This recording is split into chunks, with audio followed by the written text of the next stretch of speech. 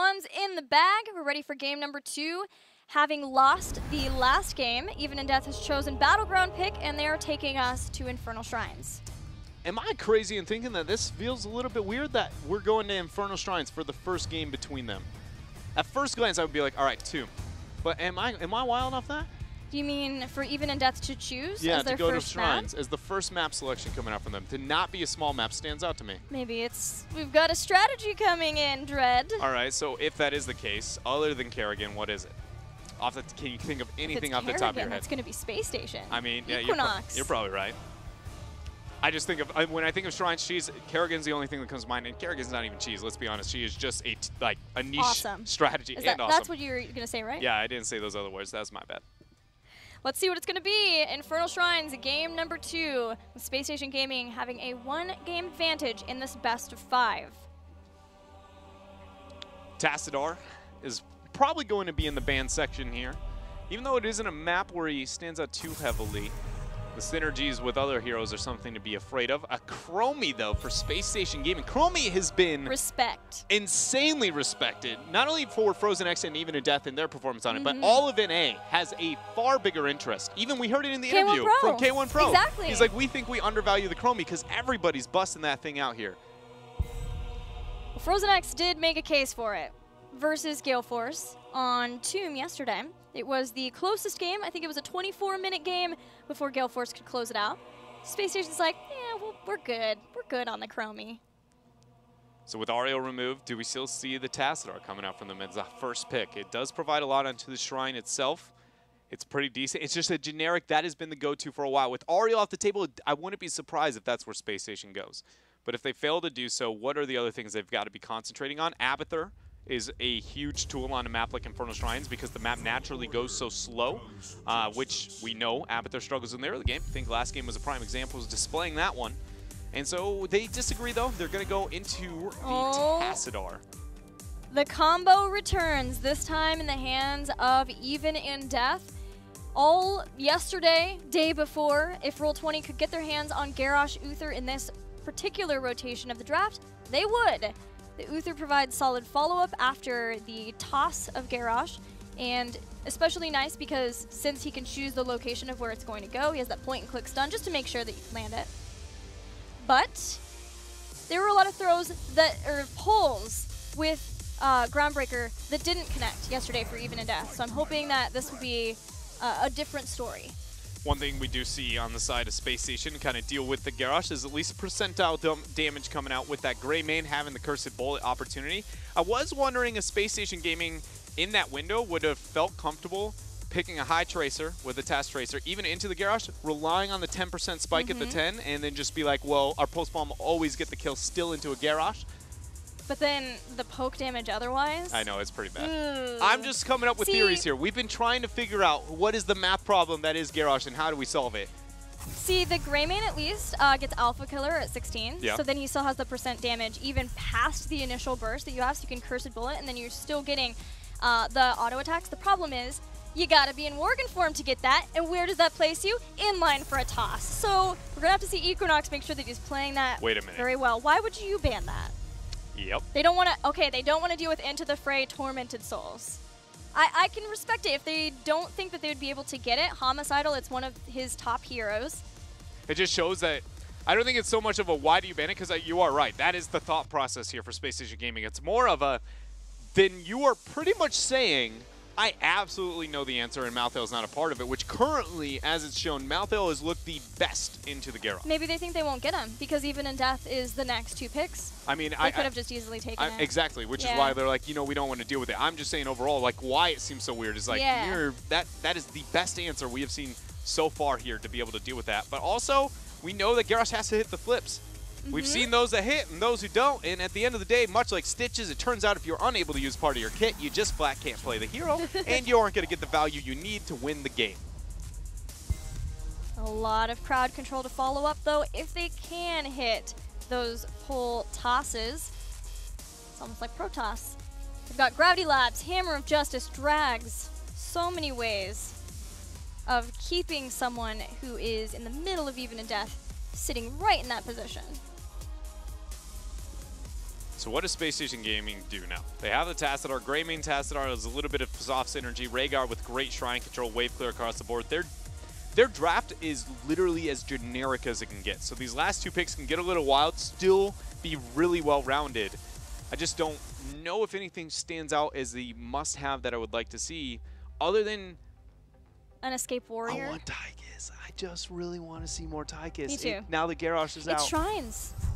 Arthas, okay. This was not the escape warrior I was thinking of, but he can just turn on Army of the Dead. They're going to do it. They're going for it. They can turn on Army of the Dead, drop Frozen Tempest, and it's go time. Kerrigan jumps in, Greymane jumps in. I'm a little bit scared, Gilly. All right. I respect your enthusiasm, but I'm shaking in my boots here. Even in death, their last pick should be concentrated now that they see the Kerrigan on not being effective during the first two shrines and concentrate a bit more passive on global play. You know, worry about the macro, get some advantages through that because she's going to dominate the shrine. Arthas will make sure your whole team's dead behind it. You just don't win those early skirmishes outside of considering a colossal misplay. So you make up for it between a Dahaka and what? And you found a Tychus! I'm tilted. I was on the wrong side of the battlefield, boys.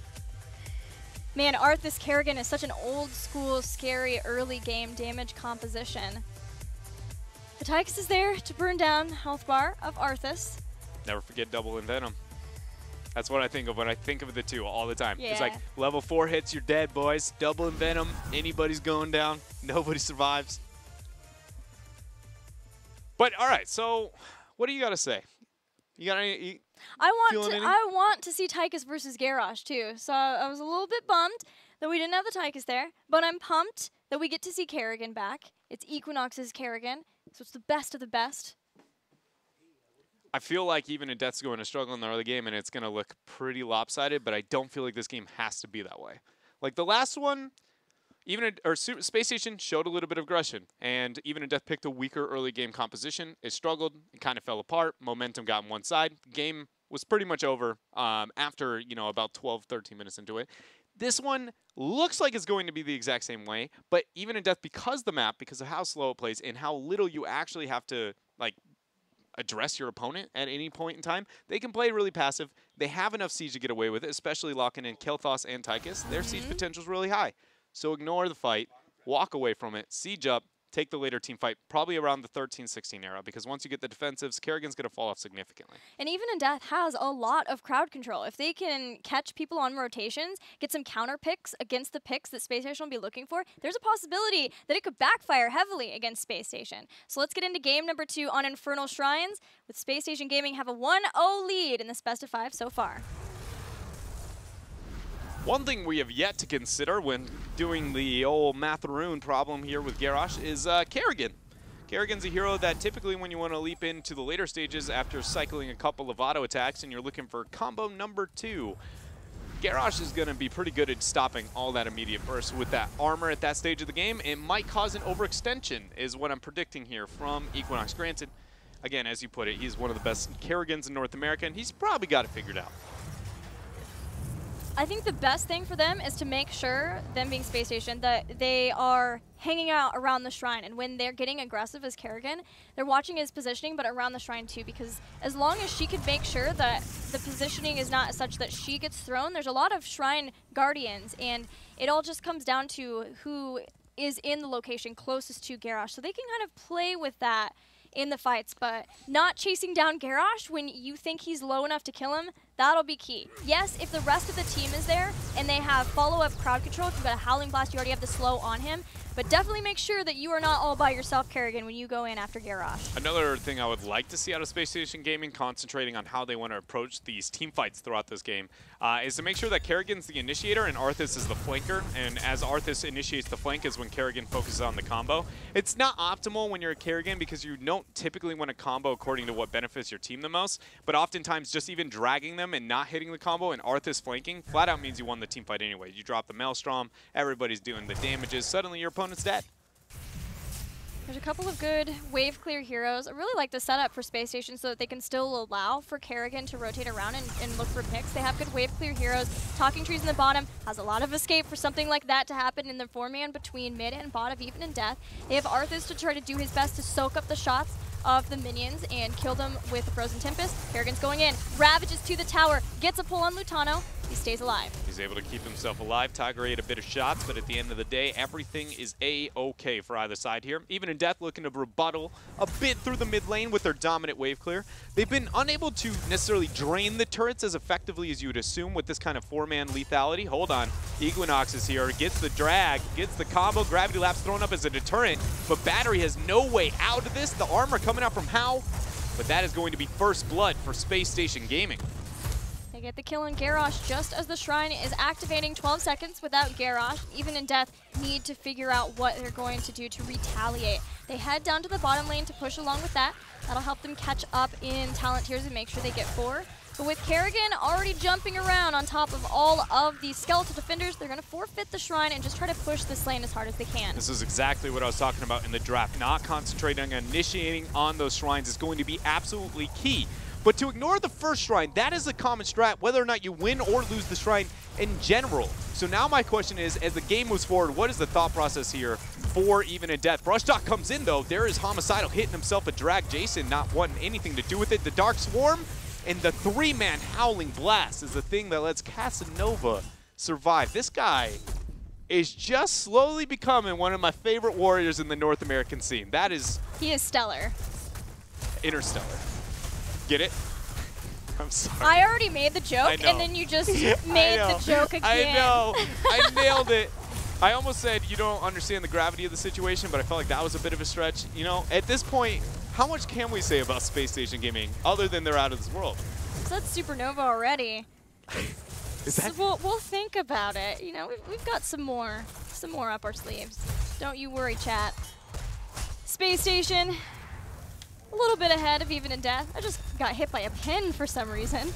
I'm sorry. I'm just enjoying myself over here, just having a good time. At the end of the day, SpaceStation, with their half-level lead, is something that you can be proud of, but you shouldn't be writing home about. At this point, you have an early game composition. You have the death ball early on. We should assume that a half-level, even as far as 3/4 is relevant or expected-ish for SpaceStation Gaming. It's if it gets farther than that, Even in Death might have to second-guess the decision-making that they have made.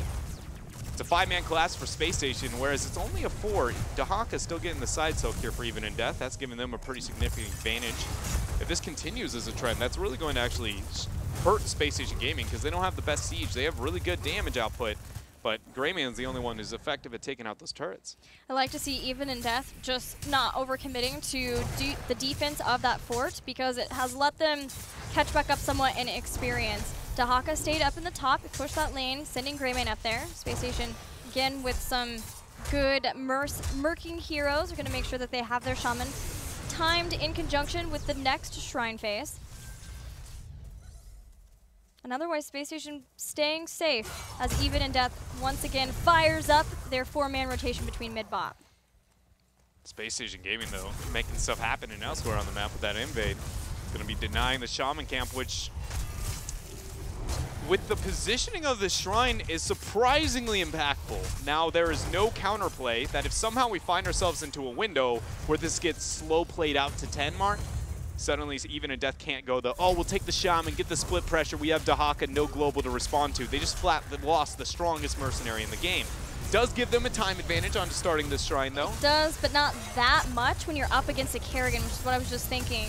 Lutano falling pretty low after that drag combo. Battery is also equally low, but unable to get the reset. Casanova slows on both Frozen X, but nobody touching Lutano when he gets away. Combo comes in. Battery lives through all the armor until the very last tick of the Psionic Storm brings him down at the height of the Shrine phase. And Superstars, SpaceStation will get right back on top of the Shrine. And we have to take a minute to look at when we were talking about how passive is Even in Death going to play. I talked about the first Shrine. Even if you don't have the dominant comp, sometimes it's accepted to be able to give that up here. But even over the second one, because of the loss of the camp up on top, Even in Death felt panicked, needing to force that up. Not understanding SpaceStation's rotation was honestly far faster than they were assuming. SpaceStation holding out on the Shrine. Perfect. They have 39 out of 40 until they can get heroic abilities and make this push all the stronger. Gonna push out the lanes too. Hopes that maybe they will be able to force Even Death to either rotate away or miss out on some of the experience and get further behind. It's actually really important how long they wait on this. So if they had immediately capped it when Kerrigan backed, for instance, you were like, okay, well, you don't normally want to start a 5 versus 4 or anything else. But when you think about why the comp's so scary, it's actually because of Kerrigan's consistently following up onto the Punisher. So if they were like, we'll take the 4 versus 5, Kerrigan's the sole reason, like, you want that hero to be able to be there, accenting your early game and make stuff happen. I am surprised, though, with the advantage that SpaceStation achieved in the composition that they have, that they weren't willing to take the risk into Syndra. I thought we might see ourselves, you know, an early Syndra, just take it with the Punisher. We have a full level lead. We can get ourselves a keep. Lots of throwing and jumping happened there, but in the end, nobody died. Battery got very low. The Punisher's there. Ancestral Healing will keep Jason alive. Heroics are going to be here for even in death. There is no Cursed Bullet. Giant combination into Maelstrom. That'll be the end of Battery this time. Equinox gets stunned, and there's a couple of gravity laps there. FrozenX doing his very best to deal the damage necessary as the rest of SpaceStation are sieging.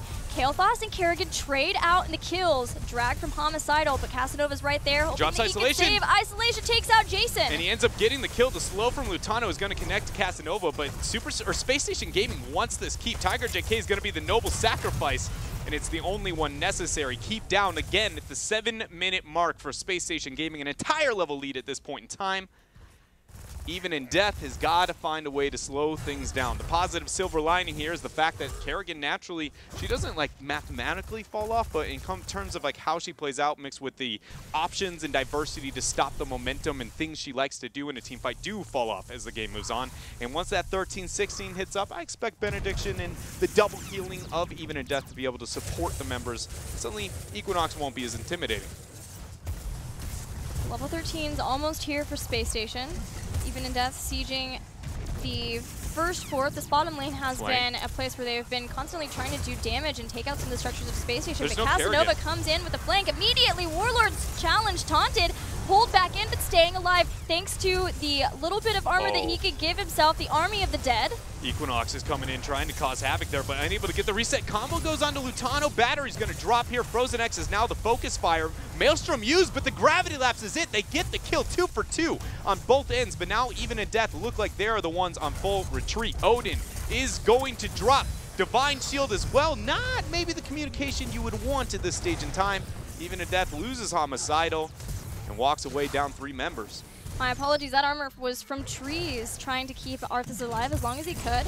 But the trade, 2 for 3, benefiting SpaceStation. And largely because they still had their supports up, they could continue the fighting. And Tiger JK, as a support, still does a reasonable amount of damage as Rhaegar. So they will take all the mercenary camps, paint the battleground blue, and start to head up to the shrine with their Kerrigan. They have a double catapult on bottom, and the camp's going to be pressuring double through mid. At the positioning of that camp, Dahaka immediately has got to be the first to respond. So suddenly that 13 talent tier window is going to be lost pretty heavily here, as long as SpaceStation Gaming sends Kerrigan to start the shrine as soon as possible, because when we don't often highlight where the catapults are lined up when the objectives spawn. It matters in terms of the relevance of when Dahaka has to come up and answer, which is why we see the force here coming out from the members of SpaceStation Gaming. Casanova's able to keep himself alive. Equinox has done nothing to even join in, comes in with the leap, gets the combo, and Battery's the focus. Gravity Lapse is used, beautiful cleanse from Tiger, and Homicidal now with that brush off. He had the double up, which has given Battery the extra armor, plus the armor, of course, from Uther. So Battery this time now with 13, better able to deal with the damage output and all of the crowd control. But you could see Casanova sends in a Howling Blast that forces him to be able to get out, and then he uses his Indomitable as a way of that self-cleanse, the 1.5 seconds of Unstoppable. But then after that, still, Equinox can come in and follow up with a combo. Using Eviscerate, getting on top of FrozenX, now the Maelstrom on multiple members. Combo and Kael'thas down, and a lot of members about to fall if they can't get back to the fort. Drag comes out onto Trees, but I don't know if it's gonna matter. He drops the Dimensional Shift, gets the Ancestral Healing, and even though Tiger JK may be brought to the wrong side of the table there, at the end of the day, 2 members are lost for Even in Death, and SpaceStation Gaming is ready to find themselves another Punisher. They're gonna be closing in on the 16 talent tier, 3 catapults on bottom, 2 camps throughout mid. It is just falling apart here for Even in Death. We may have a very quick game on our hands here, Gilly. Yeah, it is stifling the amount of pressure that SpaceStation have been able to put on from the beginning, thanks to their very good rotations and getting an early game lead for a second time in a row in this series. They take down the fort so that the Punisher can get a lot more damage, even going after the Shaman camp along the way. They want to make the most out of this 16 and double level advantage. So who is going to be the individual who gets the bait over the wall? Because none of those are very mobile, and none of them are really necessarily the best to make it happen. It looks like Battery's the chosen one. Combo comes out over the wall, gonna set him down to 50%. Howling Blast is used to cleanse his force, but that is Garrosh going down, exactly what I was talking about. This is SpaceStation Gaming, ripping it up. Kerrigan leaping, comboing. I mean, what else is there to say other than Even in Death is wishing they had Even in Death at this point in time. I don't know if Even in Death would even be enough at this point to save them. You're 11 right. kills to 5. The last one was 16 kills to 1. It was a closer game. The last game was a 5-level lead, and this one was a 3. But SpaceStation looks so dominant. And frankly, it is awesome to see that dominance after the amount of work they put in on the break, after not being able to qualify for the Western Clash. They boot camped just because they know how important this part of Phase 2 is. We're talking about being able to qualify for HGC finals at BlizzCon. They lost to Lag Force, but they maintained their composure, and now they're up 2 games over Even in Death. Even in Death may have to start considering, you know, composition timing strengths here. That's the second game in a row they have been unable to even pick up 16 talent here. Suddenly, we have to concern more about the early game, not picking those later, slower strategies. Because, I mean, if you're the underdog, playing aggressive compositions, in theory, are always going to be better for you because you're stronger at the beginning where there's the least amount of mistakes possible. And if you're the worst team, you're going to make more than your opponents. And I feel like it's being brought on display. It's even worsened by the fact SpaceStation's picking the aggressive compositions early on. It's just kind of like each mistake is just exponentially more severe than the one before it feels like. So I hope to see in the next game, at least Even in Death, draft something more offensive in the early stages. Well, they're going to have a minute to try to figure it out. We're going to go to a break. When we will come back, we'll have game number 3. Stick with us.